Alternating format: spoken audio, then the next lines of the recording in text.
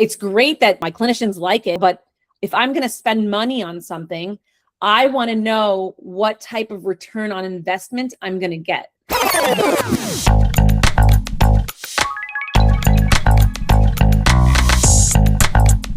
Right, today in Utopia Decision Room podcast, we are going to welcome Dr. Rachel. Most healthcare software founders think that if a clinician loves the product, adoption will happen naturally. Dr. Rachel has spent the last 2 years watching companies learn the hard way that the real challenge is not awareness, but institutional approach and adoption. After 18 years in clinical practice and later helping scale VoiceIt in the US market, Rachel now co-runs the Babel Group, helping therapy and assistive technology software companies break into a healthcare institution faster. Today, we are going to talk about what healthcare software founders consistently underestimate about the US market and whether building distribution from scratch is even the right move anymore. So Rachel, welcome and thanks for being on the podcast today. For people who don't know you yet, can you give a short introduction of who you are, what you're building, and where are you right now? Sure. Thanks for having me on the show. I'm a speech language pathologist. I have a doctorate in speech language pathology. And I've worked clinically for about 18 years before I shifted into technology. I've worked mainly in pediatrics, working with individuals with disabilities or speech impairments, language impairments, the run-of-the-mill stuff. I shifted into technology, really seeking a career change, but also feeling a little bit of burnout as a clinician, wanting to really impact on a larger scale than one-to-one knee-to-knee therapy. And I found that outlet in VoiceIt, where I worked as the customer success manager. And I worked there for about 2 years. For any of you who are unfamiliar, VoiceIt is a speech recognition technology for people with impaired speech. It is a non-US company, so very relevant to this show as well. And they hired me initially as the first kind of customer success manager outside of Israel, where the company was founded, and in the US for the purpose of entering the US market.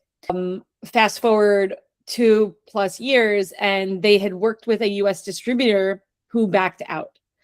And they were looking for other distributors to distribute their company, to distribute their product. And I had a small LLC that I was running for just a side hustle as a speech language pathologist. And I said, the opportunity landed in my lap. I'm going to grab it. So yeah. I approached the VoiceIt people and I was like, well, I have an LLC. I could stand up a distribution company in less than 30 days. You know me, you know that I know the product. I could sell this. And they were like, yeah, let's do it. And that's how it started. I had asked my now co-founder, Katie Seaver, to join me because I knew that it was going to be something much bigger. I envisioned what is now called the Babel Group as not just a distribution company, but a company led by clinicians to find the most innovative products in our field, in our niche field, and bring them to clinicians and institutions that employ clinicians to better serve them, to help solve some of the problems that I experienced as a clinician, the burnout, the prep time, the not being paid for all of the work that we do outside of our sessions, and helping to solve that problem for clinicians. So that's me in a nutshell, and the Babel Group in a nutshell. That was really a coincidence. So when you started this, when the opportunity landed on you, did you envision that you will scale Babel up till now, 2 years later? I honestly, as an entrepreneur, I'm a visionary. So I always reach for the sky. And I don't think we're at the level that we could be. I'm aiming for much more. But I am very happy with where we are right now. We started with that one product. We have 8. We have now 15 and counting companies that actually want to work with us and bring their product into our store for us to distribute for them. Wow, that is really a rapid in just under 2 years. And a lot of software founders assume that if clinicians love the product, adoption will naturally happen. But in healthcare, is it true? or is it not true? This is the problem in general. It's a really great question. And it's a problem, I think, across founders who are creating innovations that solve problems for people. They automatically are so entrenched in the problem and solving it that they think once we solve it, everyone who has this problem are just going to, gravitate to the product. And we realize that change management is a lot more intricate and difficult than just solving a problem that needs solving. So I definitely agree that it's not so simple to solve a problem. You also need to look around and say, what are some of the factors that play into change management for institutions, for even just an individual's everyday work environment, what they're used to. We're creatures of habit. We're humans. And so even if you've solved a problem, sometimes being able to upskill to be able to implement the solution is so daunting that people would rather take the devil they know than take a possible solution where they don't know the impact, they can't envision the impact, and so they'd much rather stay doing the same thing over and over again. Exactly. It's not as easy as it seems to be. And so if the end user is the clinician, but the budget eventually sits with the supervisors or the institutions, what do founders who are trying to sell to the clinicians need to understand about the buying decisions? How does the buying decisions get made? Definitely. It plays a huge role. It's not just about the buying decision and how decisions are made. It's also about who you're talking to and what role and influence they have on the decision. So it's a hierarchy of decision making, especially in large institutions, where oftentimes, if, for example, I get in front of a decision maker who actually has their finger on the pulse in terms of being able to pull the trigger for making the purchase, they oftentimes aren't reliant on themselves to be able to do that. So it's a whole team approach in terms of getting all the decision makers to buy in, both figuratively and literally, to this product. And then you have your decision maker who can actually pull the trigger, but they oftentimes will not on their own. Because they know that if they have a top-down approach for buying a tool and then shove it into the clinician's face and say, you now have to use this new tool that is going to help you and save me money. It's going to save me money, right? But it's going to help you. You have to use it.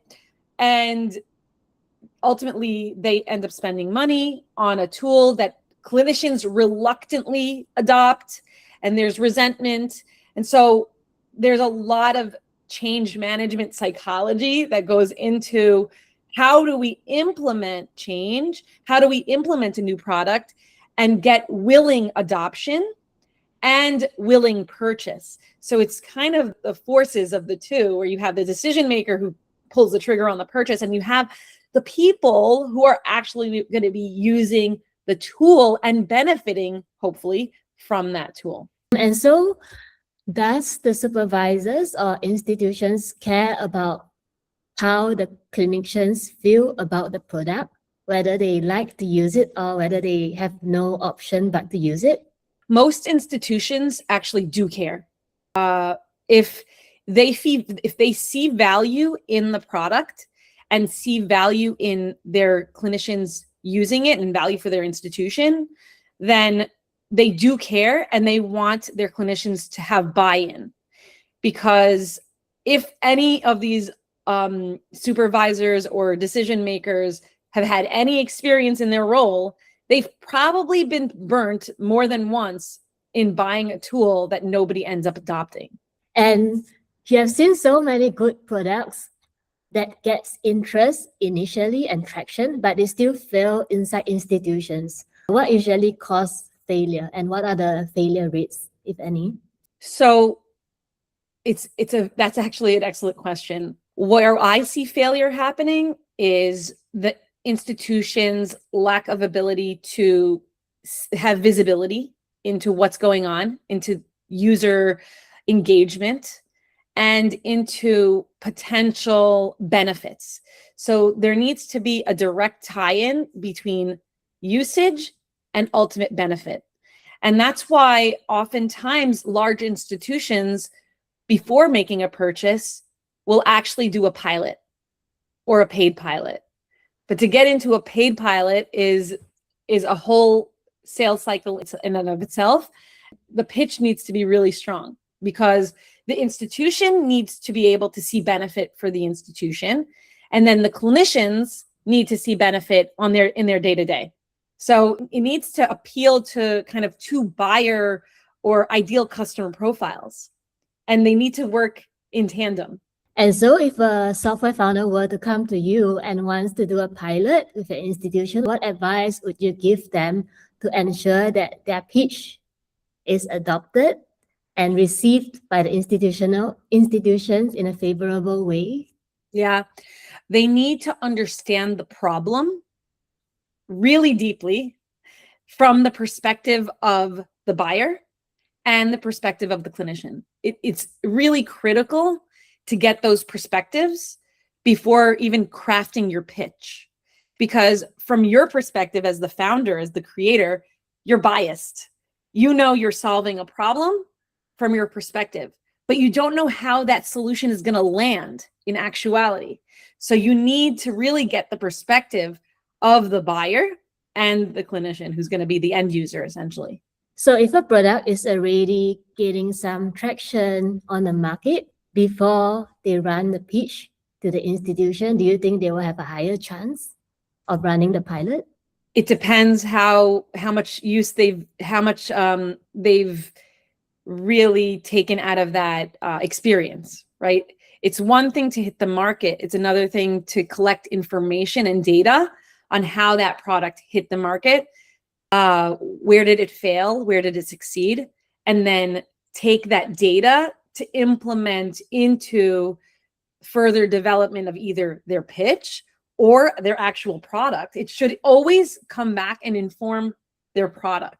And for pilot projects with institutions, where do adoption usually fall apart? How do you determine if the pilot is successful or is going to gain traction or able to distribute? So from the founder's perspective, or from my perspective as a distributor, I want to ensure that I'm nurturing every step of the way for these clinicians.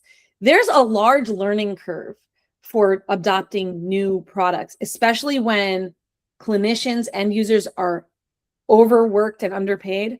And institutions, frankly, just want to save money. That's their bottom line. They just want to save money.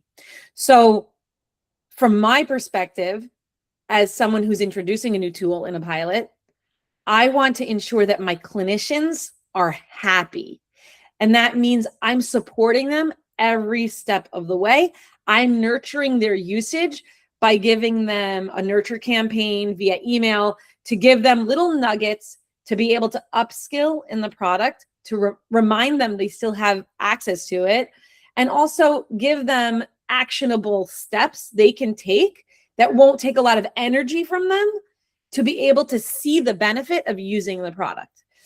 And then from the institutional perspective, during that pilot, I want to collect as much data as I can from that pilot experience to prove to the institution that, bottom line, it saved them money. How did it save them money?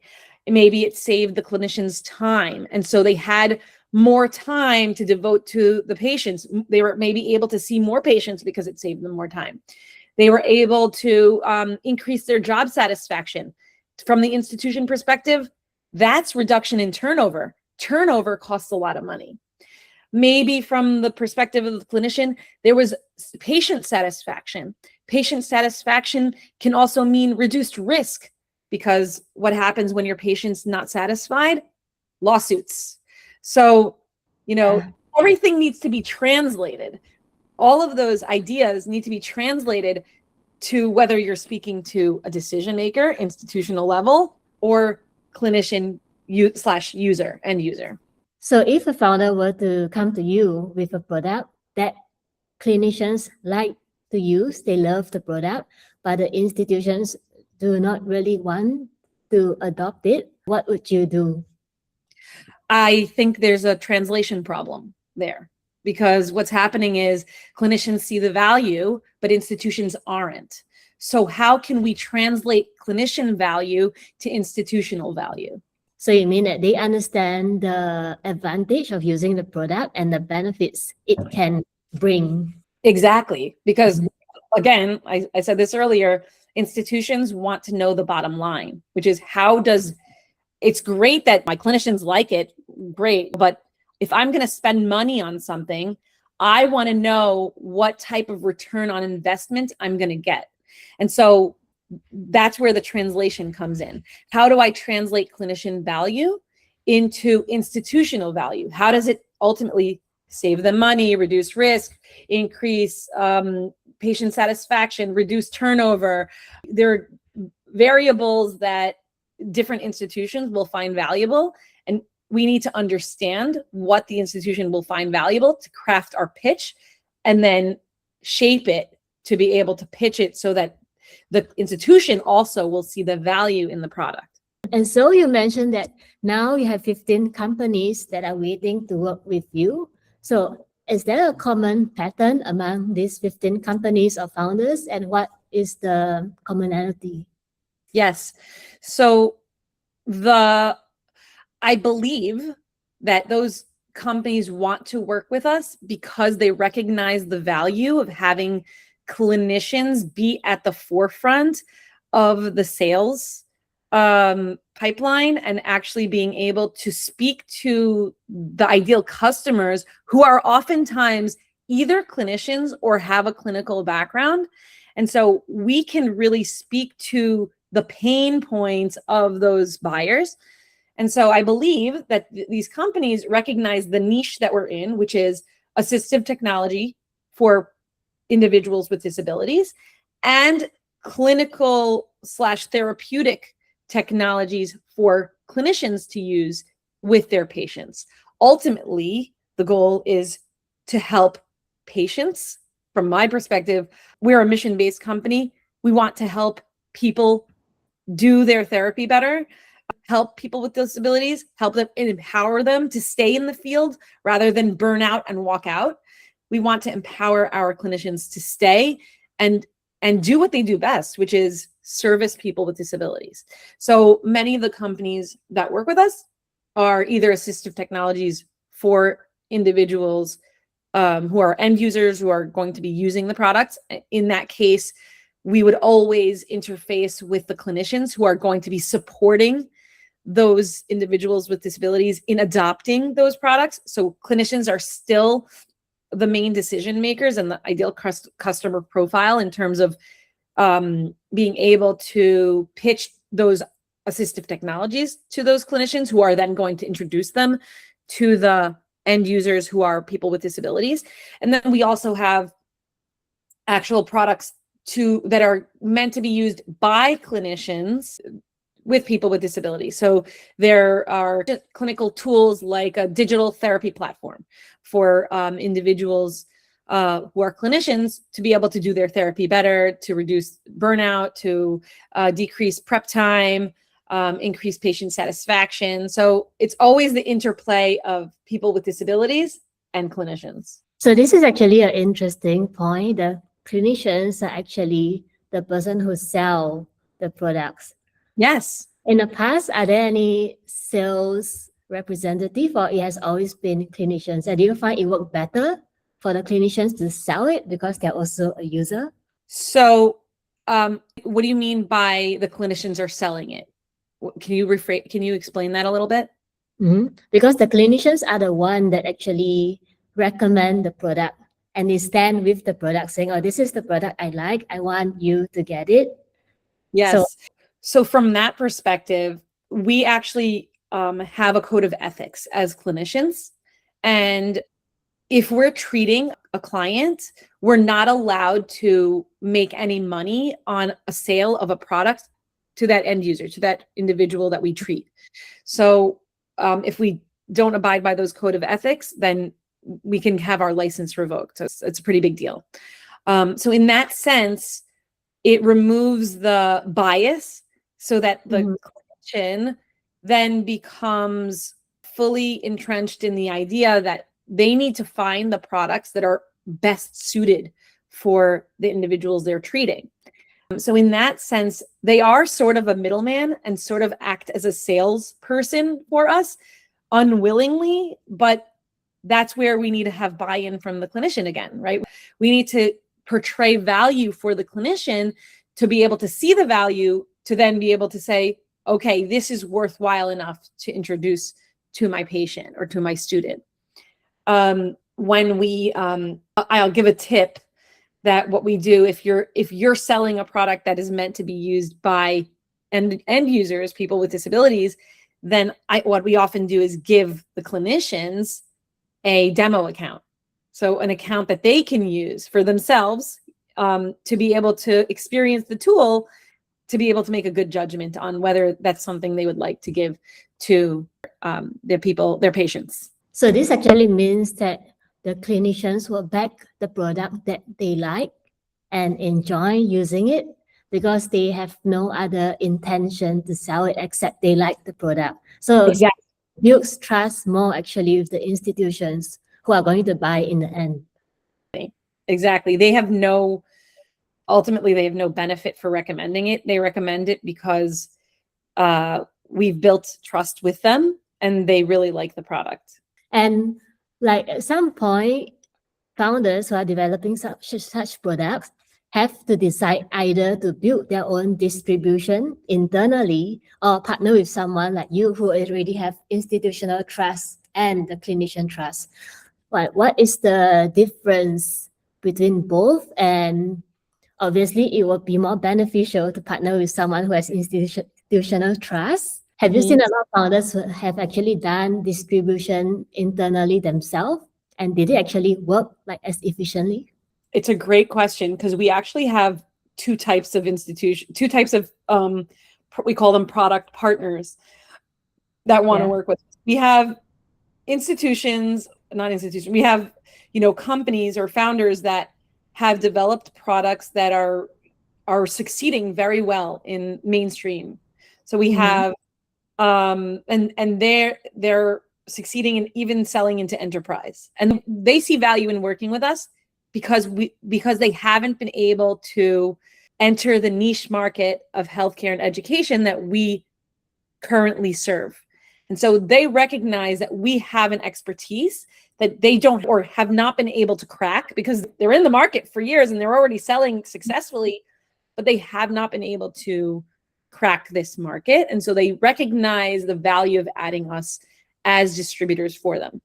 The other type of founders we have are very new founders who have either dabbled in going to market and have tried and are sort of selling, but not really, and are looking for help.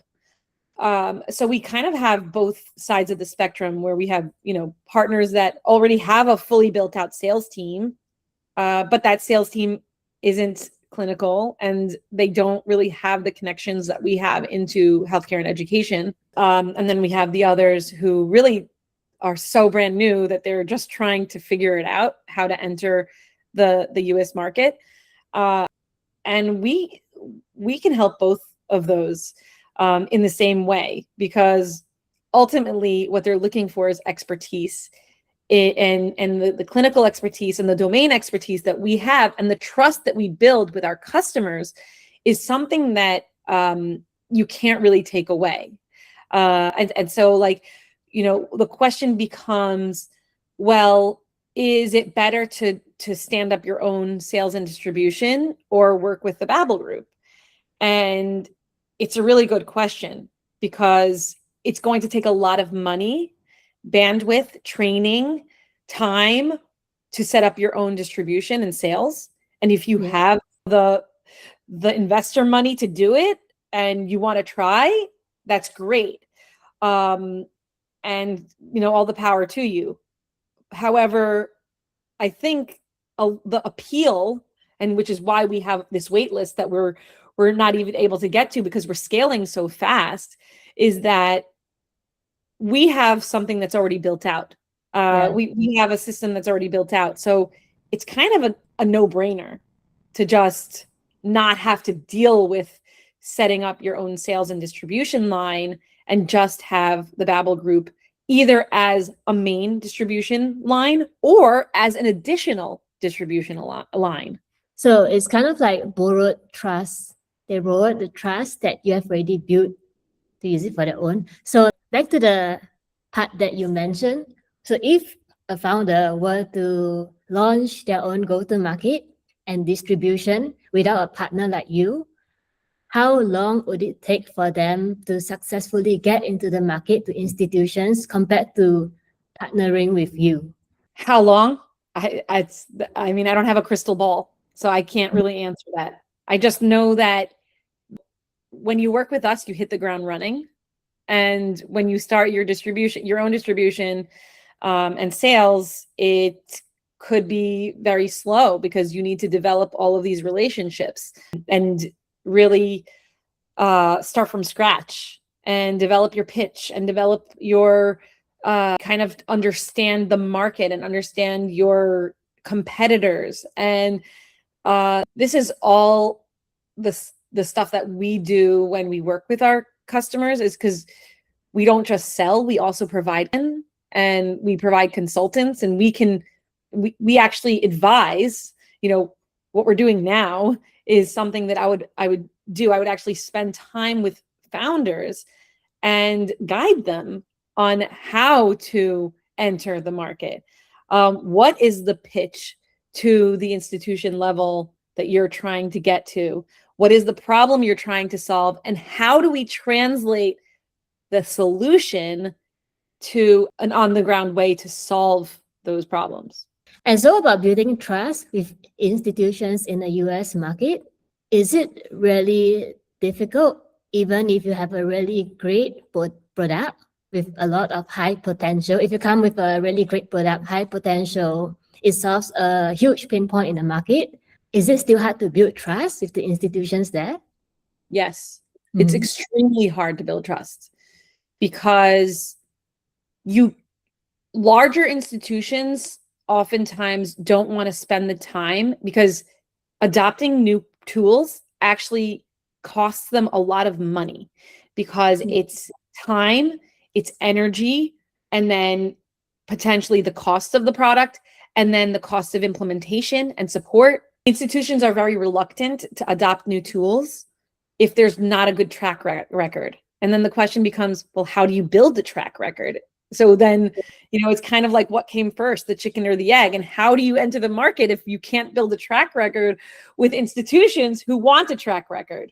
So it's kind of like, when you're applying for a job and the job requires experience in X, Y, and Z, but nobody will give you the opportunity to develop those skills in X, Y, and Z. So how do companies actually get the track record and the data? So partly it's actually trying to build relationships and getting pilots, doing studies, applying for grants, which is something that the Babel Group does as well. We help companies obtain non-dilutive funding, but less so for the funding and more so for the actual implementation results and data collection that a grant can provide. Because what grants often do is there's research involved, and you're oftentimes partnering with actual institutions, and so you're building a track record. It's kind of like, think about it, analogy with that I gave about finding a job. Well, how do you get X, Y, and Z skill? Go get an internship in X, Y, and Z. Right? Internship. And you build your resume that way.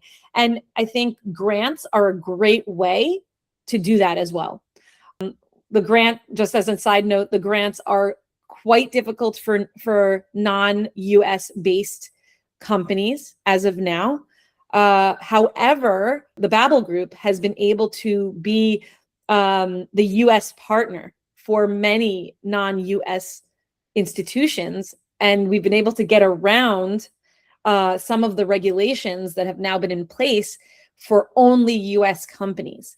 So we've been able to implement studies and research and development work through the Babel Group for non-US based companies. So a lot of non-US founders, when they're entering the US market, they underestimate how difficult it is to enter the US healthcare system.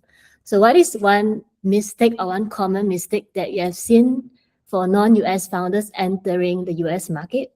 The main mistake is the cultural divide.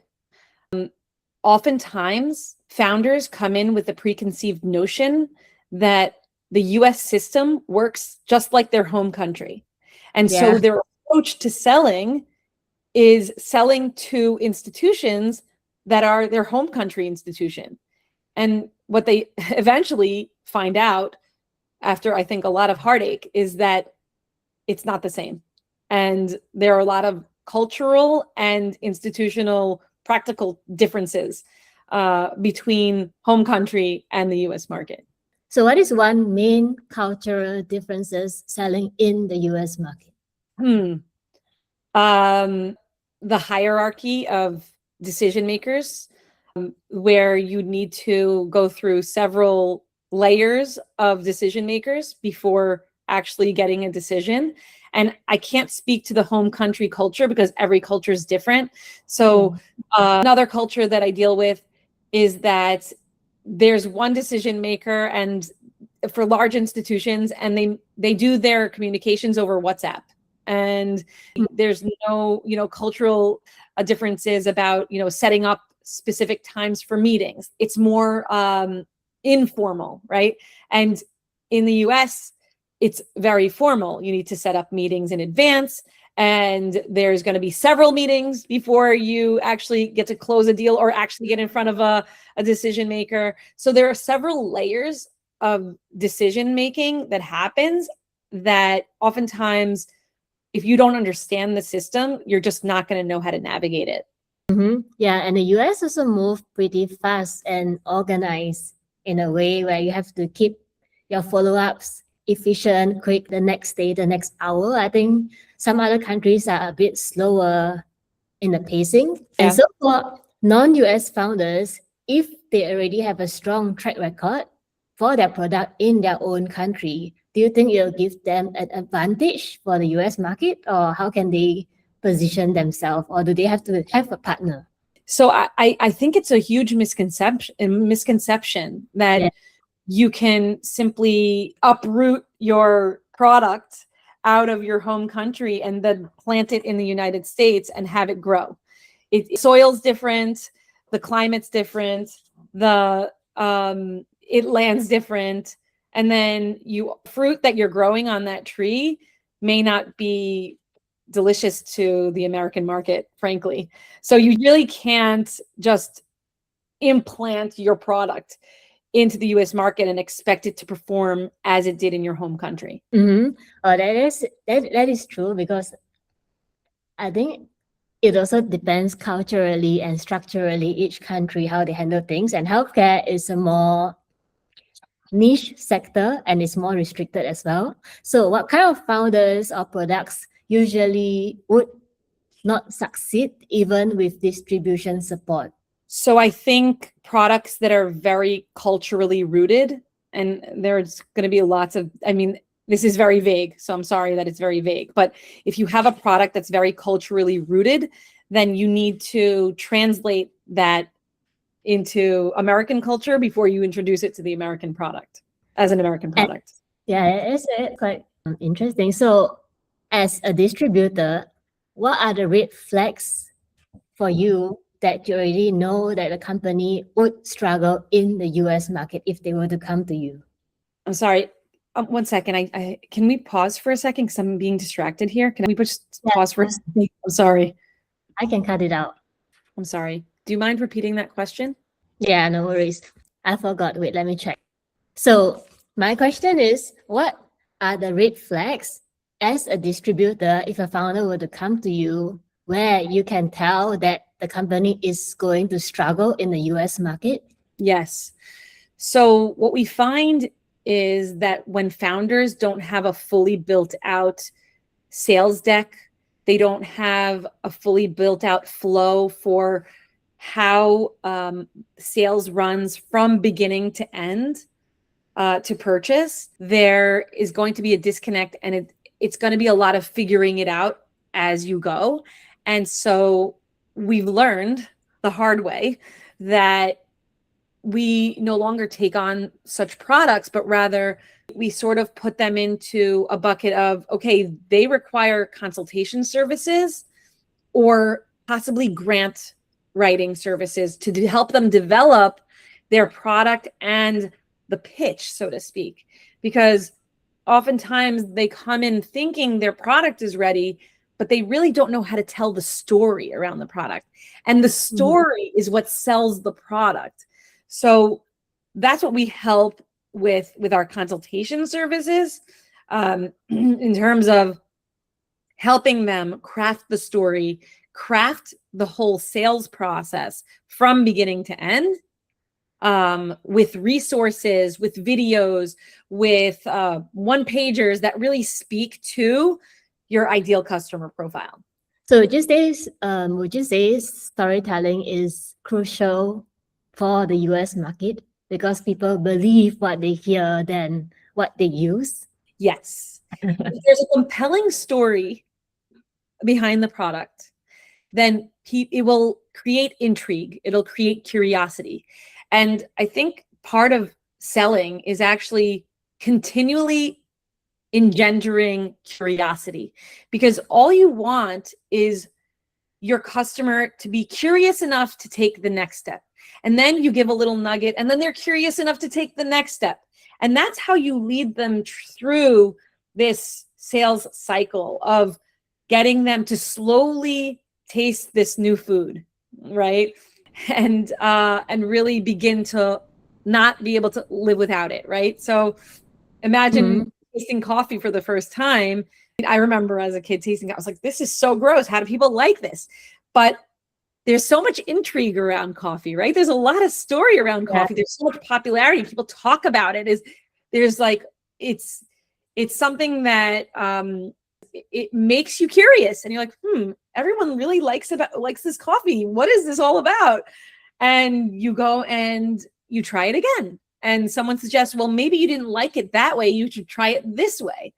And that's what the sales cycle is. Oh, you tried this part of the platform? Well, and you didn't like it? Well, try this. You might like that better, right? And so you're nurturing the sales cycle to give people different experiences and curating the experience based on their needs. So is it a little bit like some kind of FOMO and the feeling they have when listening to it or using it? So I think there's a big aspect about FOMO, and especially with our social media.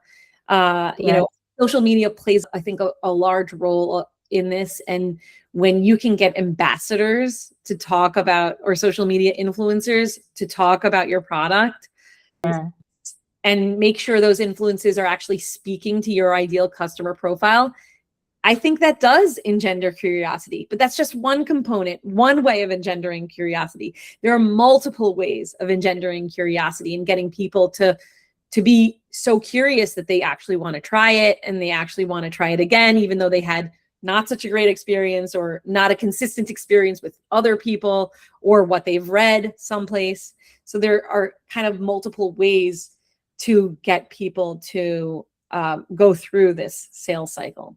And so if a founder were to fail the first time in the US market because they don't have a strong storytelling or sales cycle, if they were to enter again with a better storytelling and a sales cycle, do you think it will make a difference? I think that, I'm saying this generally, but I think that they would probably need to rebrand and then do it again. Because if they've come in with the same brand, they hit the market and it flopped, there's already kind of a big X on them. And track record. Yeah, track record, right? It's all about the track record. So they have a bad reputation, and they probably need to consider a rebrand and then So a in, re. so in this industry, it's quite strict. Like you only have one chance to make it. It's hard. Yes. Very hard, very stringent. You want to do it right. If you're going to do it, you want to do it right. Of course. And now you have a portfolio level view across the whole category of software founders trying to solve the same distribution for such product. What successfully separate the founders? What separates the founders who successfully break into institutions from the ones who stay stuck and is not able to break into the US market? I think it's all about mindset, honestly. It's about a growth mindset. It's about seeing problems as opportunities for growth, seeing a problem as something that will just make you be a better founder and make your product be better. Honestly, founders really need to love the problem, because if they don't love the problem, they're never going to be able to solve it in truly the right way that'll hit the market right. So number one, you need to love the problem because you're going to live with it for a long time. Number two is mindset and having a growth mindset to be able to being able to really hit the ground running. And number three is being open to advisors, getting advice, getting help from people who know the market, connecting with companies like ourselves who actually have experience and a track record in the industry, and really not giving up, honestly. It's just a matter of grit because it's rough out there. I think it's also a thing that people in the US have, which is the mindset, because it's always very encouraging and driven. People just think that they can achieve anything possible in the US. And for founders who are not in the US, they might have a more structured mindset, not as how do you say it? Not as visionary, or you don't see it so far. You see more of the solution than to solve the problem. I think there's this illusion of the American dream. Yeah, I was gonna say that. That anything's possible in the US. And I do believe that, honestly. I do believe it's true. I just think that people idealize or fantasize about how people get there. And it's not all glam and glory. It's a lot of hard work, a lot of grit, a lot of failure.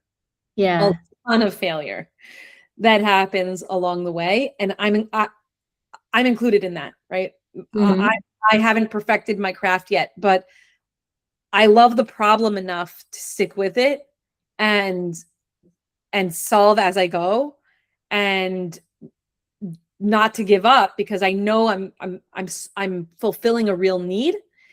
It's a matter of how do I craft my story and my company to really solve the problems that hit home for my customers. I think most US founders who I've spoken to have a similar mindset or perception to how they see things, even though there are a lot of roadblocks, failures, but they still keep going. Where did you learn this mindset? Is it the people around you, or does it come naturally? I think my life experiences have given me opportunities to decide whether I want to give up or continue. And based on my experience, oftentimes decided to continue. Sometimes I've decided, this isn't worth it, and I've decided to give up. But when you're building a startup and when you're building a solution, you really need to love the problem, again, because it's very easy to give up. I think that part of the mindset is also having a support system and being able to turn to people when you hit a roadblock, when you hit a downside, and be able to lean on others who can support you through that fork in the road or bump in the road. And so, like, Who do you usually reach out to or call when you needed such support? If you have to make a critical decision for your business that might impact the revenue or runway, who did you go to? Do you have an advisor or a peer Yeah, group? I have various mentors that Mhm. I've accumulated over the years who advise me based on the particular problem. So I would say I like analogies. So let's just do this analogy. Um, you have a cabinet with many drawers. Each drawer is a different problem. For each drawer, you need to have a person who knows how to solve that problem or who has been through that problem before. And so if you have a legal problem, you're going to go to a lawyer, right? If you have a customer issue where there's no buy-in, where you're getting trials through but nobody's actually making purchases, you want to have your person that knows how to sell, right? Your salesperson that's in that sales drawer for you.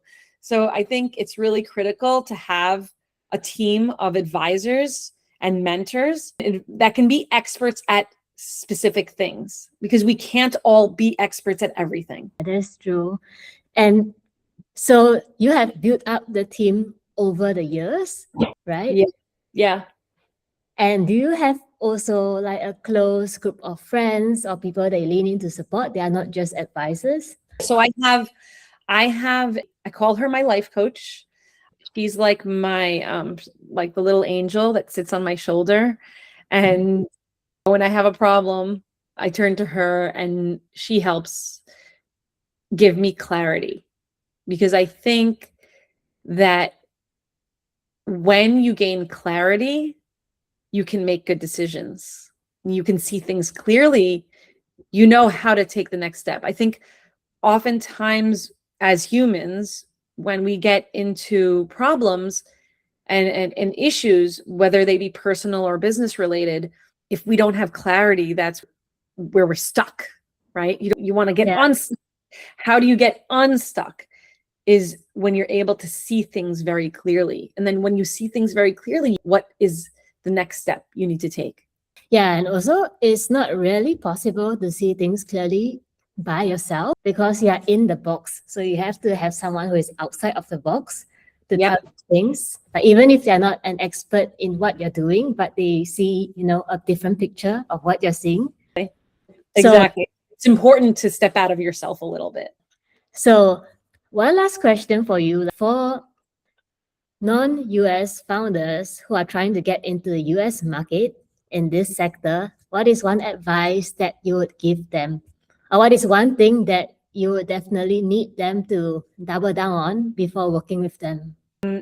I would like them to do market research, to do networking into the US market. I think those are like kind of the two critical steps. Market research, know who your competition is, know who your ideal customer is, and start networking up the wazoo with everybody and anybody who's in your industry and in your niche. So like in-person networking, face-to-face. Not necessarily. I think LinkedIn has been a very important tool for me to be able to connect and collaborate with individuals who are going to be able to help me, but who I could also help, right? Whenever you're networking, your first thing should be, what can I do for you? How can I help you? How can I connect you? And when you come from a point of giving, then it's a matter of time before you get something in return. You should never give with the intention of getting something in return, but you should always give because eventually the individual on the receiving end will remember you as someone who gave without need for anything in return. And more often than not, you're building trust. And so you'll be able to utilize them when the time comes, right? You're building your cabinets, your drawers of people who know different things, but you need to build trust with those individuals. You need to build a relationship with them. So if I'm a founder who wants to enter the market, I should go to LinkedIn, look for people like you and find a way where I can give something to you. and then to build trust for another intro or another connection. And this way, you believe it will put them in a better position. Exactly. Okay, well, that's very useful and interesting. I hope a lot of software founders who are planning to enter the US market in this way have enough information. So I'm going to close the podcast today for the decision room. So thank you, Rachel, for being our guest, and we look forward to having you for the next session. Thank you so much.